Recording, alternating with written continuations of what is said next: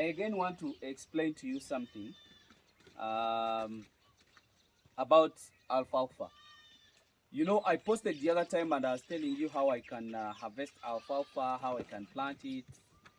And here is another way of feeding it to the animal. It's another system of feeding it to the animals. So I'm going to show you today again how we crush the alfalfa to keep it in another form. It is a hay, but we are going to keep it in the sacks. Cut it from the ground, wilt it, then after wilting it or semi-dry it, then crush it. Then after crushing it, you give it to the animals. So I'm going to show you today how we crush it and how we store it in that form. Remember, alfalfa has very small leaves, and they always go off if you wilt them or semi-dry them.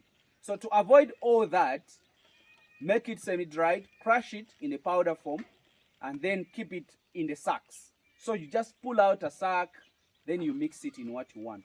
But this would be the best way of feeding it, because this is a hay. I have told you many times that hay is the semi-dried grass, and that is it. Even if you crush it, it stays again hay. It stays as hay. Silage, I told you about silage, that silage is the feed that you keep under fermented system, or you put it down, you compress it, and then cover it, so that feed ferments. If somebody tells you that semi-dry it is okay, but the best way is crush it and then ensile it in that same system. You get it? When it is still fresh, because even the content of the water will stay there, and those animals will eat it. So when you're doing silage, there is no need of saying that let me first dry it up and then I crush it. No. Get it from the garden. So from the garden, take it to the silo where you're going to make your silage from, crush it, and then ensile it and cover it. But this, semi-dry it, because we want it in the same dried system. Semi-dry it, then after semi-drying it, either crush it like the one I'm going to show you, or serve it to the animals this way. Actually, that kind of arrangement, that's what they call browsing.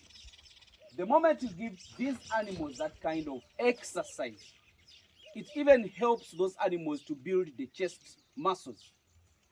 Those chest muscles are the muscles that makes an animal look stronger and very energetic. So if you put that feed inside the trough, they will not have that exercise, and it will not help them to build up good muscles. So that's why we have to keep it up. That is not the only way. You remember even the troughs that I made, but this gives them enough exercise, and that really helps them to build up the big and wider chest. Actually, in that same system of feeding them from up, it would even be nice for a kid, because kids need a lot of exercise so that they can build up their chest muscles and they look stronger. So that is one of the things, and whenever they do that exercise, stretching up and down, it even helps them to do a proper digestion of because when an animal has really eaten and the feed is there, when it makes an exercise like maybe stretching up, they are not burning a lot of calories, but it is allowing them, it is giving them enough room for digestion to take place, because it stretches up, then builds up the muscles, and it brings the real feeling of outside the zero grazing. But these animals are on zero grazing. Remember, I imported them. I gave them more females to serve. They have been serving a lot. They lost a lot of weight. So now I have pulled them out so that I feed them with the protein of alfalfa and sugar graze. They attain more weight, then I'll put them back. So right now what I'm doing, I'm building up the spermatozoa pool, so that when they go back, they have a lot to spread. So that's what I really wanted to show you. What next? I'm going to show you how we crush and bag the semi-dried grass.